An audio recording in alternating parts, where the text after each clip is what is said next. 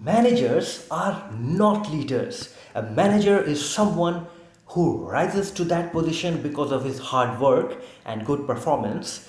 But a leader is much, much more. Leader inspires a generation full of people for decades and centuries and much more. So a leader has a vision for future. He knows ahead of his time what the ordinary mortals do not know. Steve Jobs and Bill Gates, two of the most inspiring leaders of the century gone by, they both had one thing in common. Despite both of them having a very contrasting style of work, they were great leaders. So while Steve Jobs used to say that before the customer coming on to tell you what they want, you should be telling them what they want. So this is very interesting. Bill Gates, on the other hand, if you read his paper Content is King, he wrote that in 1997. And then he was writing everything that has come true today. It's amazing and unbelievable to think that somebody could write and have some such kind of vision for future.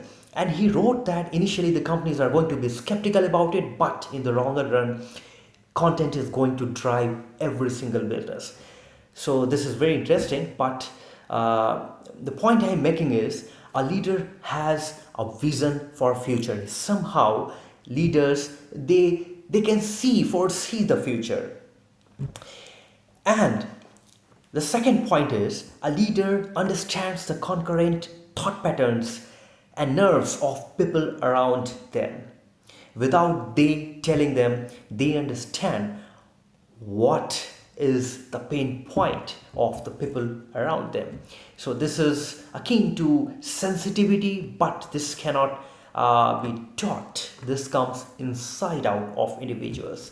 The third important point that leaders have in them is selflessness as a virtue, and this is one point where most of the current leadership program tend to ignore. But I will quote one example from my own experience. It was 2011. I was in IBM. IBM was celebrating 100 years. 100 years is a big thing. IBM is a big company with some of the biggest achievements in the century gone by. And I, being a young employee in my early 20s, there was an open slot for discussions, and I straight away wrote as a grievance. You are usually very unafraid in your early 20s. So I wrote, Mr. Sam Palmisano was a CEO of that time, very inspiring figure. And I wrote, Mr. Palmisano, I do not like this word manager-oriented company. When people say IBM is a manager-oriented company, what do you mean? I do not like this word manager. And my immediate seniors in my office, they were not happy. What have you done? And they asked me to delete, because there was an option to delete my comment. And before I could even just delete it, I got a response from the head office. And I don't know if Mr. Palmisano himself wrote it or somebody else wrote on his behalf. But the comment was taken well.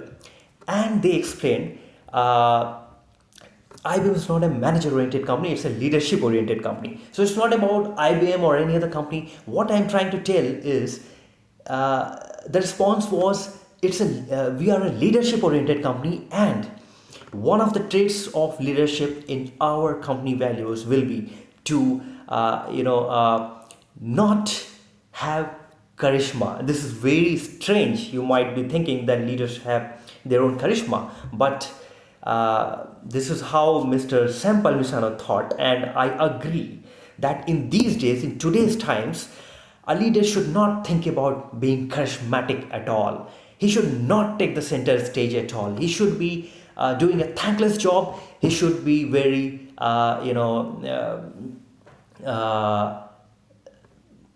he should just make it a point that he starts a factory, he starts a machine, and then he steps aside. So, unselfishness is a big virtue of a good leader in today's times. So he everything that good happens from your team, a leader should step back aside and let the people, the subordinates, take credit for that. And everything bad or the negative that happens, every failure that takes place under their watch, they should take full accountability for that. So, to my understanding, a leader is someone who does not take credit for any achievement but who takes full responsibility for any failure. So, these three things I thought to share about as the virtues of a leader. But let me tell you again one thing: I believe that a leader is mostly born, uh, and it's very difficult to develop a leader, but it can be done. And companies should think about imparting behavioral and psychological, spiritual traits more than the functional and technical lessons when it comes to designing courses for leaders. So don't forget that a leader is not, you are not developing a leader to carry forward your next project, or to take your department to from level A to level B incrementally, but you are developing leader who will not just redefine your business, but who will have a long lasting impact on the whole world. So this is why I'm saying a leader inspires a generation full of people, and it's not akin to saying that